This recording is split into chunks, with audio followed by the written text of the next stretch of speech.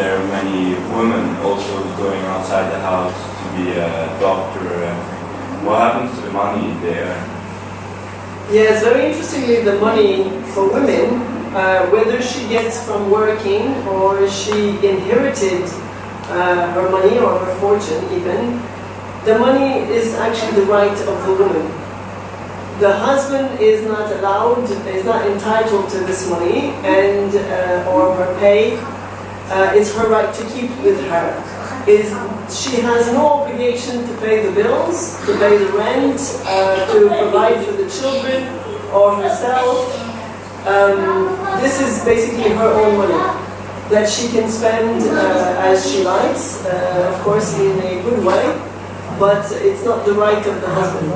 So even if you have the situation where there's a rich woman and the husband may be happening to be struggling financially, she has no obligation to help the husband to meet the needs of the family. If she does, it is out of her own will, and it becomes even charity for her. Allah counts it as charity, but she is under no obligation. So the women in Islam, before Islam, in the Arab world, the women were actually inherited with the rest if the husband would die. So she went from that being a property to actually own her, have her part of her inheritance, and also earn her own money and have a very strong identity of her own, financially and otherwise. And as a mother, she's actually has a step ahead actually, because the Prophet ﷺ ordered 3 times to be with the mother over the father, and it's just basically three rights of the mother over the father, simply because she carries the children. She's pregnant. It's not easy. She breastfeeds them, and the third one is. And the delivery. So these are the 3 things, 3 hardships that she faces as a mother that the father doesn't face. So the order in Islam is to have 3 times more service and respect for the mother than even to the father. Like to serve her, to love her, to care for her over the father, simply because she goes through 3 hardships and he doesn't. So this is the very high respect of women in Islam, financially and otherwise. And our question for you, which is related to the dress you're wearing, so the hijab. So how is it for you to wear a hijab, and how is it to change your dress compared to your dress? Yeah, the hijab, which there's a lot of kind of political thing around this. The hijab is supposed to be hiding the woman's body, since the woman's entire body is an attraction to men. All right. Now, in general, there is some Muslim will tell you there is differences in what hijab should be. If we go back to the time of the Prophet ﷺ, this was hijab where the hijab was complete. All right. How is it to wear it? Obviously, it's not always easy, all right? It's not always convenient, all right? But it is something very strong, okay? It is something very meaningful and very strong. And Allah speaks about it in the Quran and says, so that women will be recognized and respected. Recognized as women in Islam, recognized as respectable women, and they will be respected. And this, I tell you, from experience, from having been a non-Muslim to a beginner Muslim. When I entered Islam, I didn't wear like this right away, to improving and increasing my hijab up to this point, that the respect increased with my hijab. The more I covered, the more I would get respect going outside. And it's very interesting how the more covering, the more the men have respect for me. It's very interesting how it happens. It just happens naturally. And so it is something that is for the benefit of the whole society. So Islam, there are some rulings in Islam that are not necessarily always convenient for the individual, but it is necessary for the good of the entire society. So, polygyny, for example, is one of them.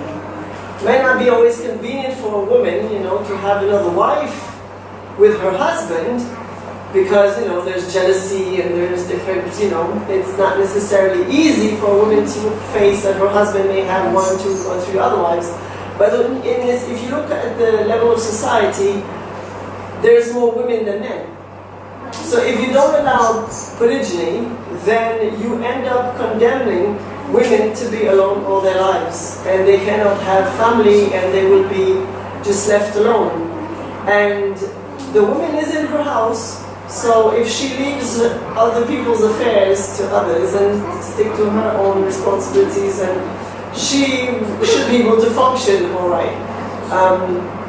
So hijab is a bit like that in the sense that, no, it's not always convenient for me to go and do grocery like this, for example, but I am saving myself, my honor.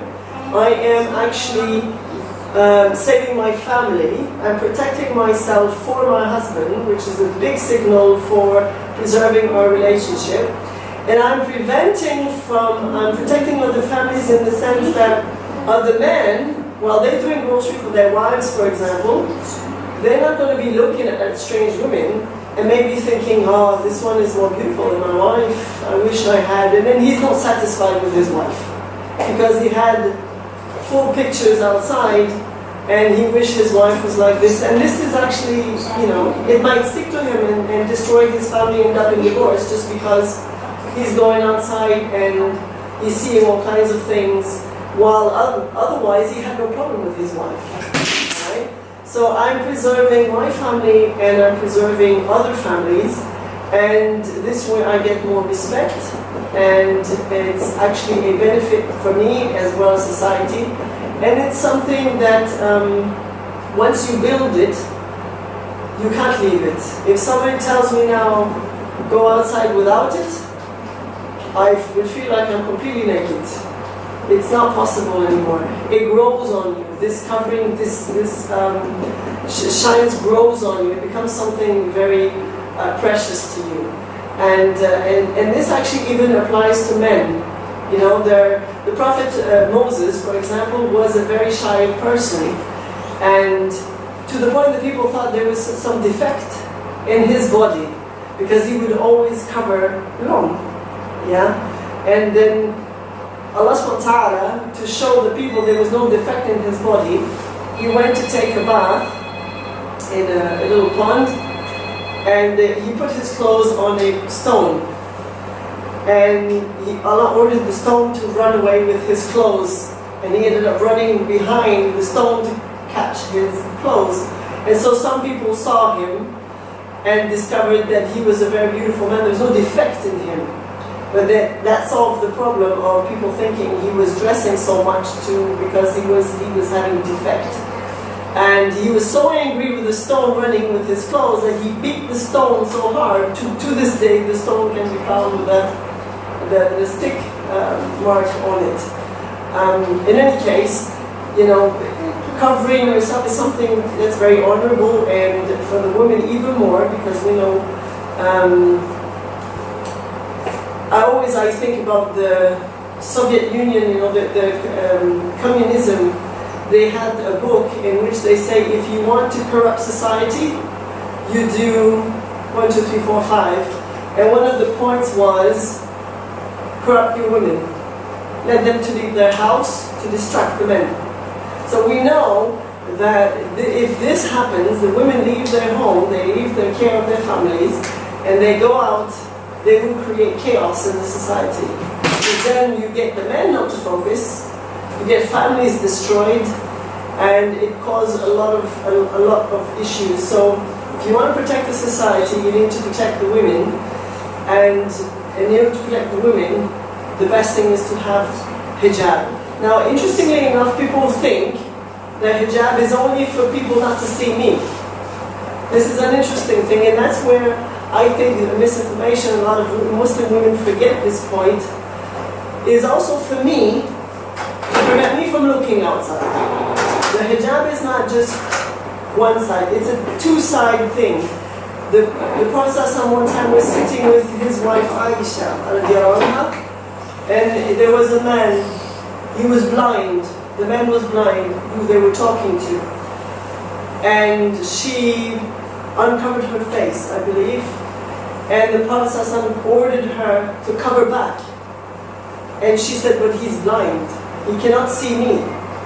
And he said, but you can see him. Because hijab is not just, a little piece of cloth on your head to cover your hair.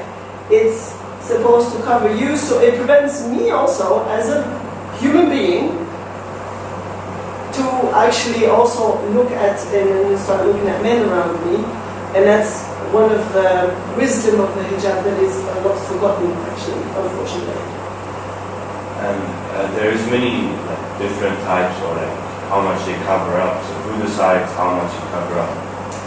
Well, the best thing is always to look at what the Prophet ﷺ ordered us and what is written in the Quran. And it ordered us to cover from head down.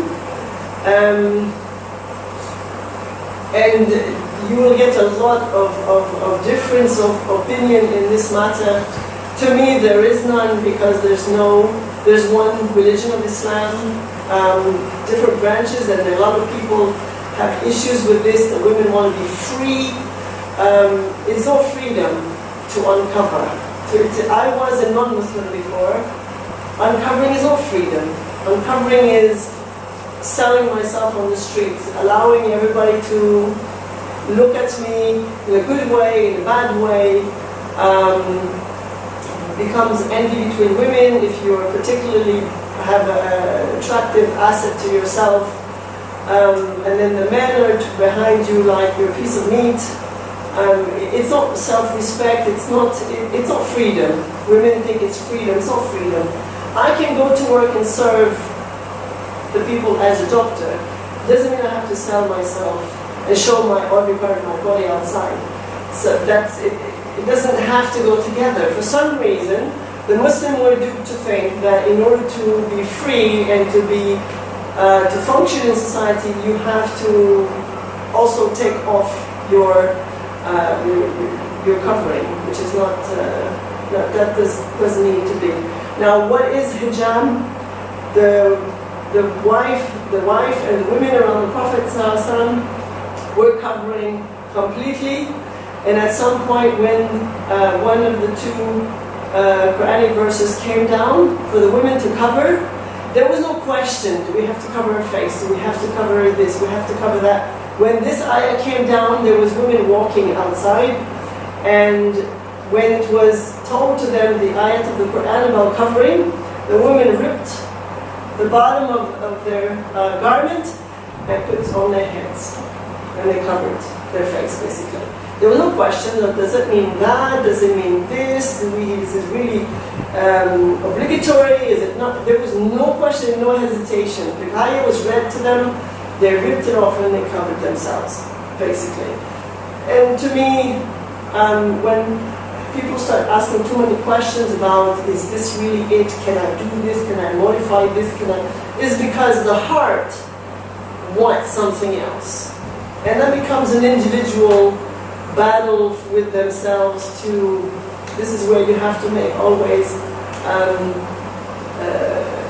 fight with yourself to better yourself and to kind of curb those desires that you know is going to drive you in the wrong direction. This is what we should be doing for so many reasons. It's an order from Allah subhanahu wa ta'ala, so if you believe in Allah and in Islam, then you do that. If you understand it, it's nice, it makes it convenient and maybe easier to follow.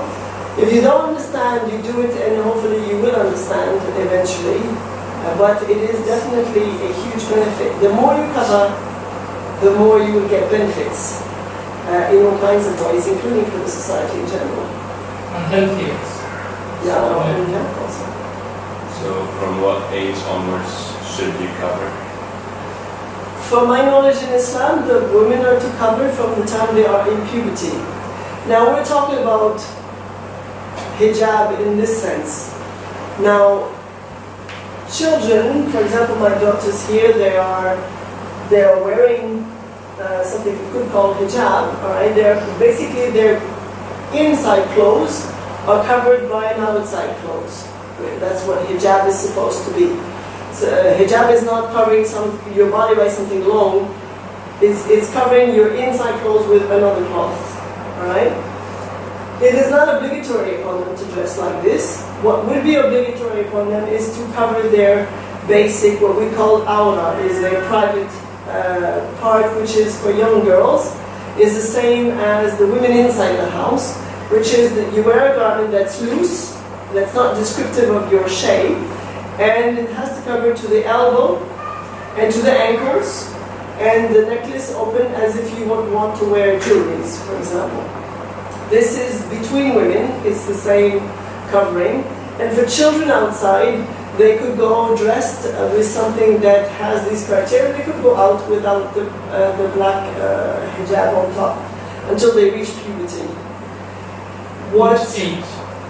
Puberty is, there's for girls 6 signs of puberty. In people, the most known sign of puberty is, of course, the menstrual menses. If they are late and she has other signs before that, it's these signs. She has a woman body early but no menses, then she's still accountable to wear hijab. So obviously they're too small for that. But it is my personal preference that they grew up like this, so they get used to it. A problem around the Muslims now is because they let their children wear Western clothes, which are tight clothes, body revealing clothes like tight jeans and a t-shirt, and then up to their puberty, and at that point they're supposed to all of a sudden start covering, and it's not going to work because they used to now have body revealing things, and women like to show off. This is something that's from the nature of women. So they used to do that now. Now they're supposed to all of a sudden cover, it doesn't work. And so after this, a lot of issues come. So I have Muslims sometimes coming to me and ask me, why do I cover my girls like this? They cover by choice. From a very young age, they ask for it because they like to be like mom. Okay, so this is a natural thing that I play on. After that, it grows on them. Now if you tell them to go outside without hijab, they will not accept. Because they grew on them. They love it. They love to cover. And they feel dignity with it. They will say, this is shame on me. How I go and, although they're small, but this is like the nature. And they will say, shame on me, I can't go out without my hijab. So when they reach puberty, this will already be part of them. So it makes their life and my life easier. But legally, they could go out with a loose garment, covered to the elbows, a normal neckline, and a dress to the ankle, and they would be legally fine. Yeah. Right, staying at children, like we see that many children are being named after prophets, like Muhammad or so. So why is that? Okay. Muhammad Sallallahu Alaihi Wasallam, Prophet Muhammad, he allowed. He say, you can take my name, but not other things. The name Muhammad, that's why you get in now, maybe after 5 years, will be more percentage in Europe. The name of Muhammad will become number 1. Because of the Muslim, they like to name Muhammad. He accepted, he gave permission. Yes.